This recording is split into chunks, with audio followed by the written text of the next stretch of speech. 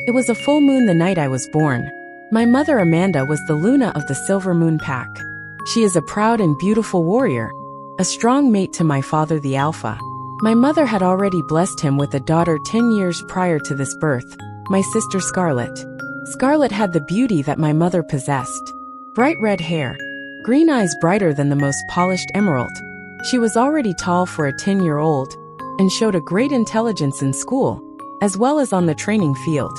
She was both beautiful and intelligent, which are both traits revered in the werewolf community. Even though my father already had a star child, he was excited for my mother to give birth again. This time she was pregnant with twins. Twins are a rarity in the werewolf world, simply because werewolves have larger babies.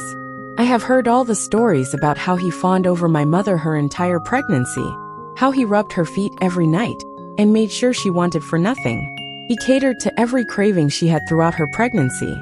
Little did he know that his excited would soon turn to anger and despair. Having the Luna give birth to twins was a big deal to the pack. Everyone was excited. What made the event even more special is that my mother went into labor on a full moon. I have heard the stories that on that fateful night the woods were alive with the sounds of our pack howling and praising the moon goddess. It was a hard labor for my mother. She struggled as the midwife urged her to push both my brother and I out. I was told my father paced outside the pack house like a madman in a nut house.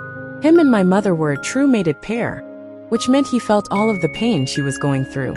Every contraction, every time she pushed. My brother was born first. Different pack members have different stories about his birth. Some claim that he never took a breath and was born dead. Other members swear that he was alive at birth and then died. For me, the fact that he died is all that matters. From that moment on, I was blamed for his death. I was the monster. I was the murderer. Chapter 1.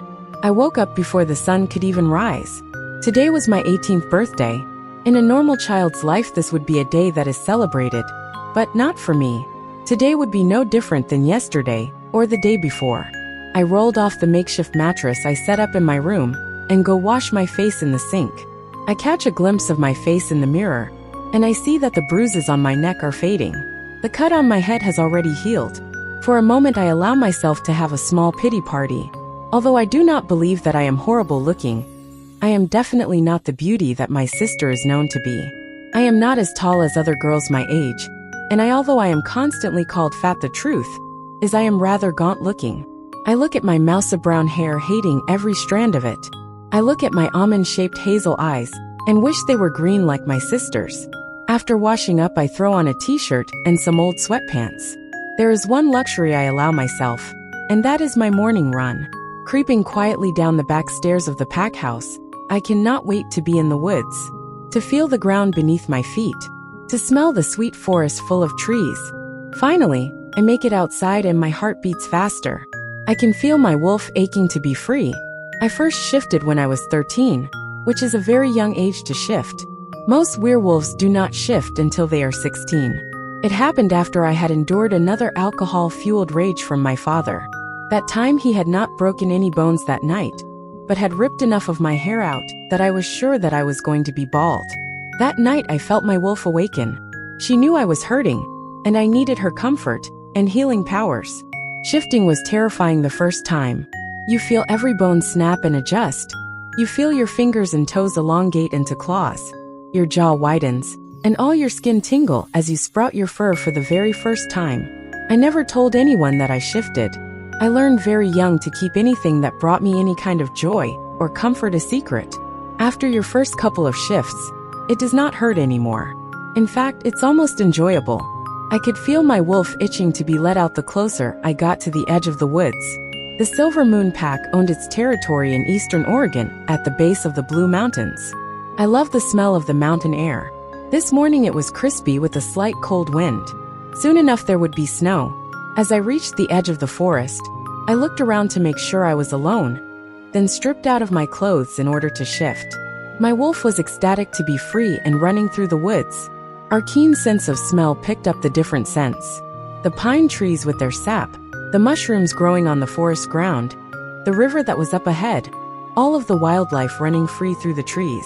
In a short time we had made it to the river. I shifted back into my human form as I slid down the riverbed to dip my toes into the freezing water. This was my favorite spot in the entire world. I lay there quietly propped up on the riverbed, sinking my toes into the icy water, just listening to the woods around me. I loved hearing the birds wake up and rustle their young ones. I hear a rustle in the bushes on the opposite riverbank, and open my eyes to see a beautiful doe. Her soft brown fur resembled the softest of velvet. She was majestic in her beauty, simply standing there alert but unafraid. Suddenly she started bounding deeper into the woods, and I felt my heart ache that I could not go with her. I would give anything to be free. There have been a few times in my life that I thought about running away. Running meant turning rogue though. And more often than not, a wolf without a pack was seen as dangerous and killed on the spot. Rogues were thought to not be loyal to anything or anyone. They lived on their own terms, refusing to submit to an alpha. Packs seen this as unnatural, and they felt that it was an unbalance in nature. To werewolves, everything had a station in life and order. Anything outside of that order was considered dangerous. I knew it was time to go. I knew I needed to get back to the pack house before everyone woke up.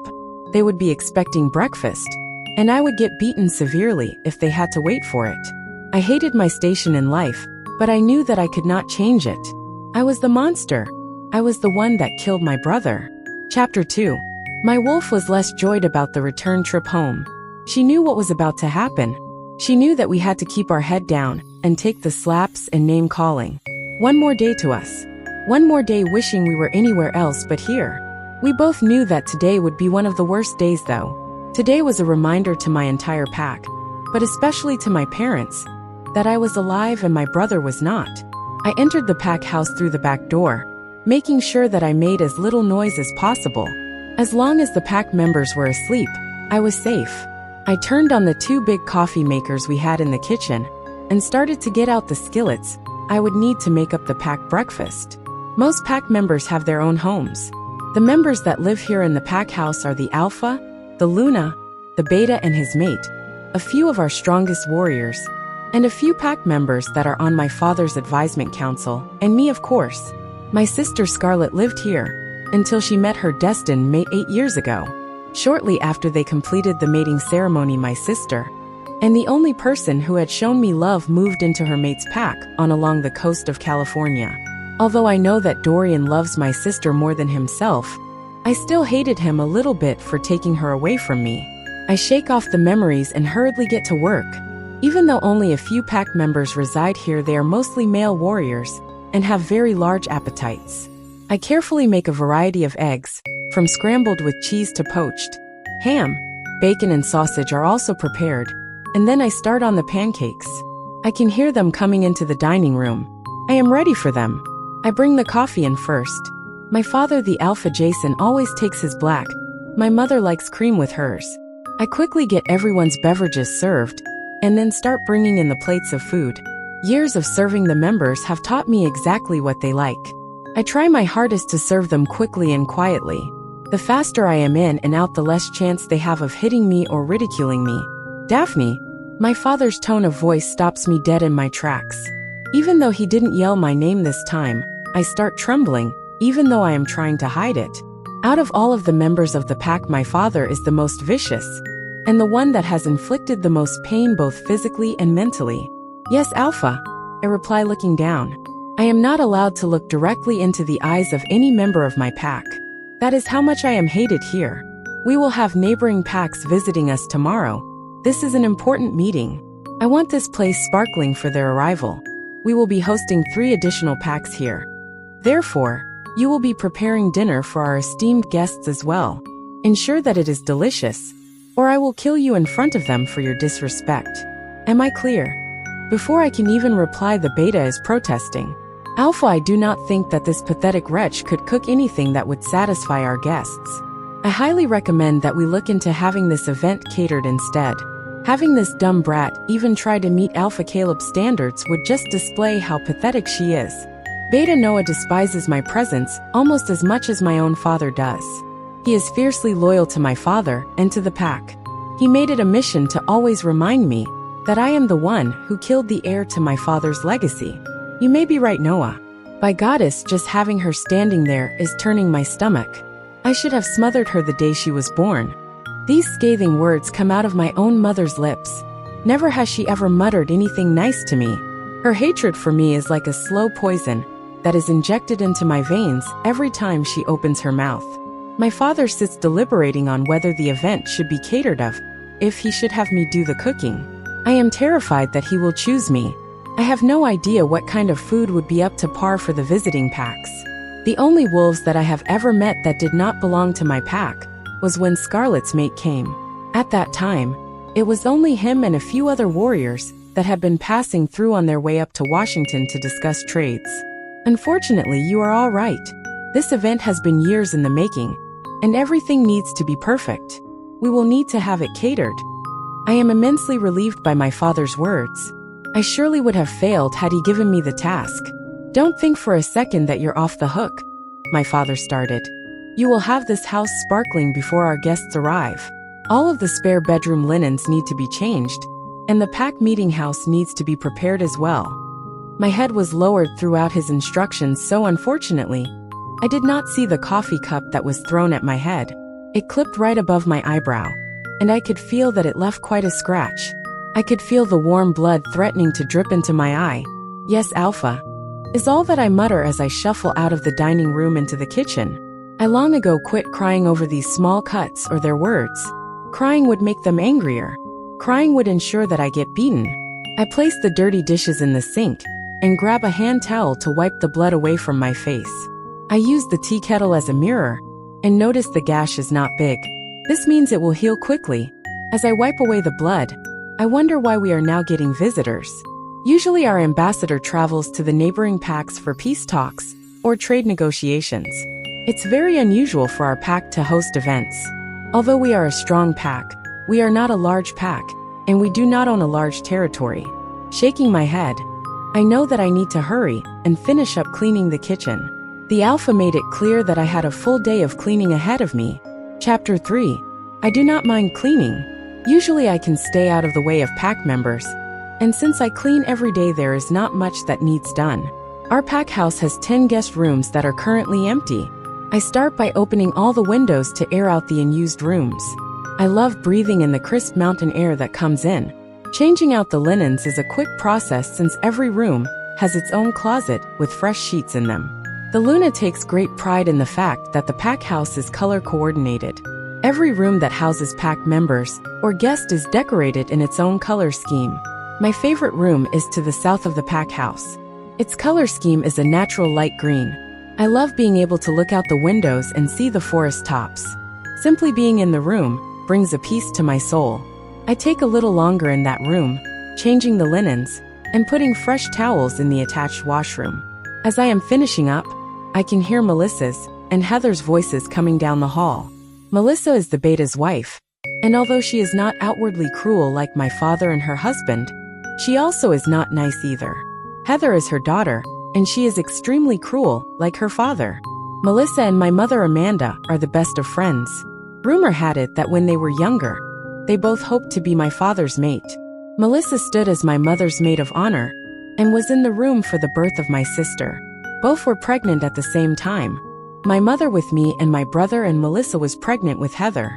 Although my mother is the Luna and does not normally attend births of the pack, she was by Melissa's side when Heather was born, just 4 days before I was. Heather is one of the pack's beauties. She is very tall with long legs and shimmering blonde hair. The mood goddess blessed her with high cheekbones and a voluptuous hourglass figure. When Heather walks into a room, all the men stare at her beauty.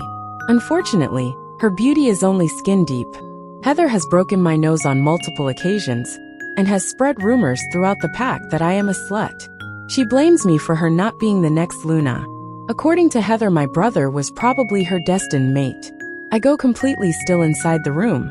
Hopefully, they will pass right by this room, and I can move on to the next one with no problems. Where the red dress Heather, the one with the slit in the side.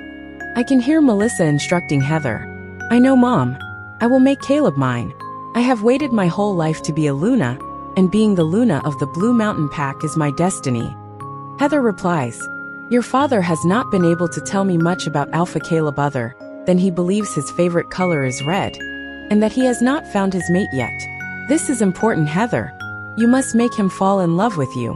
The Blue Mountain Pack is one of the largest packs in the Northwest. The Mabon Ball is the perfect setting, and you may never get another chance. Don't worry, mother, I will have no problem getting his eye. As Heather makes that statement, I know that it is true. No man has ever been able to look away from her gorgeous figure. I let out a sigh of relief when I realized that their voices are fading down the hall. It suddenly dawns on me that Melissa mentioned the Mabon Ball. Mabon is a holiday that is celebrated throughout the werewolf community. For humans, it is the mark of the harvest season. For werewolves, it is exciting because it means that the nights are getting longer. Thus, we can hunt more easily. It is also a rare time that multiple packs get together to celebrate. This is important because often destined mates do not belong to the same pack, so it is a chance to find each other. I have never been allowed to attend the Mabon Ball, nor has my pack ever hosted it before. From the conversation this morning, I know that the Blue Mountain Pack would be attending, but I wondered what other packs would also be there. I put it out of my mind as I continue cleaning. That night, the dining room is buzzing with excitement as I serve out the dinner. Everyone is talking about the upcoming ball and what they are going to wear. I even hear my father's rare laugh at something Heather says. As I am getting ready to serve out the dessert, Heather deems it necessary to torture me. Alpha, it is such a relief that you decided to have the ball catered. This pig burns everything she cooks, Heather said as she picks up what is left of her lemon tilapia and throws it at my head. Eat it off of the floor, you dog. I know better than to refuse. As I crouch down on my hands and knees, I go to pick up the fish. No, dogs don't have hands, you moron. Heather delivers a swift kick to my ribs, and I feel one break. I sharply inhale, still refusing to cry out. I crawl my way over to the fish and begin to eat it off the floor.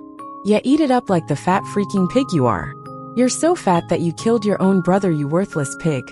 Heather is just picking up speed in her torturing of me. Suddenly, I feel a brownie sundae that I had just served up for dessert being dumped over my head. Here, little piggy, eat it all up, you fat bitch. I want to cry. I can feel the tears pricking the back of my eyes, but I refuse to let them fall. Heather delivers a swift kick to my face, and I can immediately tell that she has broken my nose again. Suddenly, she grabs my hair as she crouches down. It should have been you that died, not Dustin. She spits in my face and slowly stands up. For a moment, I think it's over and I stand up. That angers Heather, who turns around and punches me in the stomach. No one told you to stand up, pig. You don't deserve to live. You don't deserve to breathe. At that, she grabs me around my throat, slamming me up against the wall. I can feel her fingers tightening around my throat, and my throat is on fire. Fight back, my wolf is screaming at me. I know I can't though. Black dots are forming at the edges of my sight, and I am resigned that my time is finally here to die. Alpha, the Blue Mountain Pack has come a day early. Heather releases me as one of my father's patrols inform him of the news. Should I need to change? Heather spins around and starts heading for her room. I am left gasping for breath on the floor, covered in food as everyone else is reacting to the news. My father demands that his Luna and Beta are with him to greet the guests. As an afterthought, he snarls at me to clean up the mess and disappear out of sight. He has no idea how happy I am to just disappear. Chapter 4. Caleb's point of view. Being an alpha means that I must do things on occasion that I do not want to do. The Mabon Ball is one of those things. I hate being surrounded by people, all of them trying to kiss up to the alpha. I have a strong dislike for fake people. I would much rather be running through the woods, patrolling my borders, or training with my warriors. Unfortunately, politics demand that I attend this function. I have been the alpha of my pack since I was 14 years old. My father and mother, the previous alpha and Luna, were murdered by rogues. I was one of the youngest alphas, and because of that I pushed myself to be the best. I can say with pride that my pack is one of the largest packs in the Northwest. We are also one of the strongest packs. I train my warriors without mercy. I also take pride in the fact that we are one of the wealthiest packs. I push every pack member to excel in knowledge as well as strength. Out of this, many of my members are thriving business owners. The Silver Moon Pack is much smaller than mine, but they were chosen by the council to host this year's Mabon Ball. I really considered declining to attend, but my beta reminded me that I am 20 years old and have yet to meet my mate. This is a growing concern for my pack, because an unmated alpha can become extremely dangerous. Being a werewolf means that you have a destined mate. Once you turn 18, you produce a certain hormone that can be smelled by your mate. This is how destined pairs find each other. Someone that not only brings you peace in your human form, but brings peace to your wolf. This is vitally important to alphas.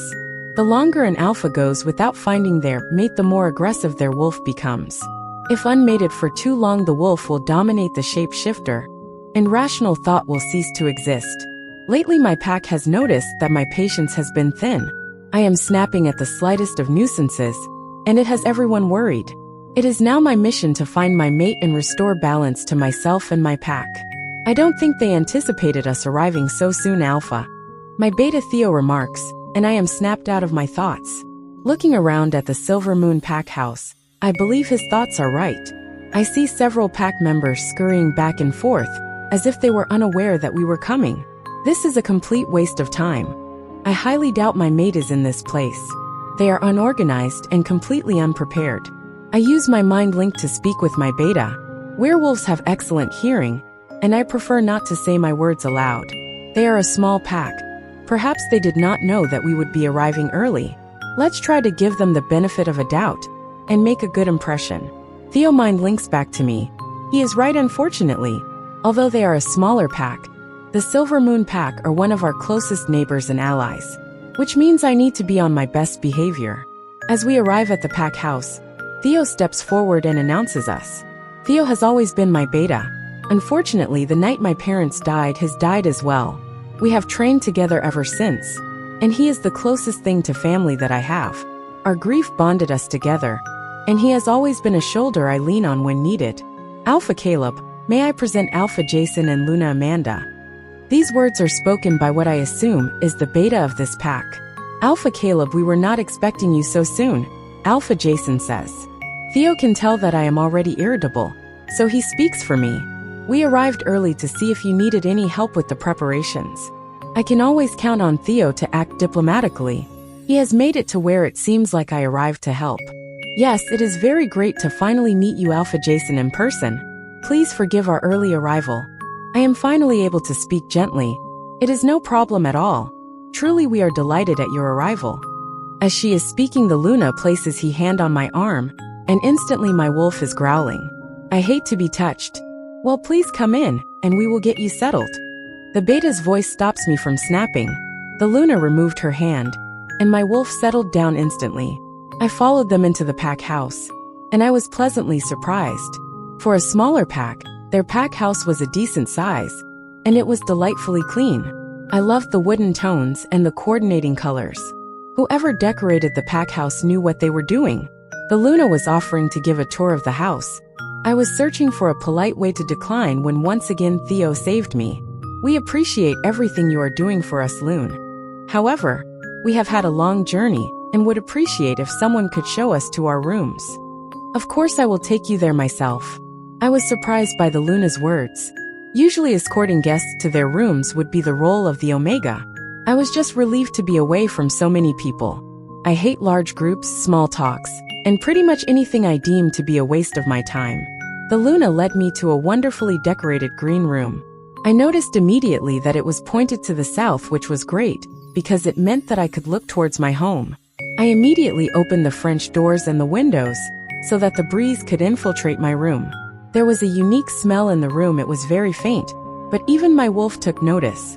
This was a scent that stirred something within us. Soft, subtle pine musk, with hints of rosemary and gladiolus, is the best way that I could describe this scent. It was a mesmerizing scent that made my wolf purr. Could this be the scent of my mate?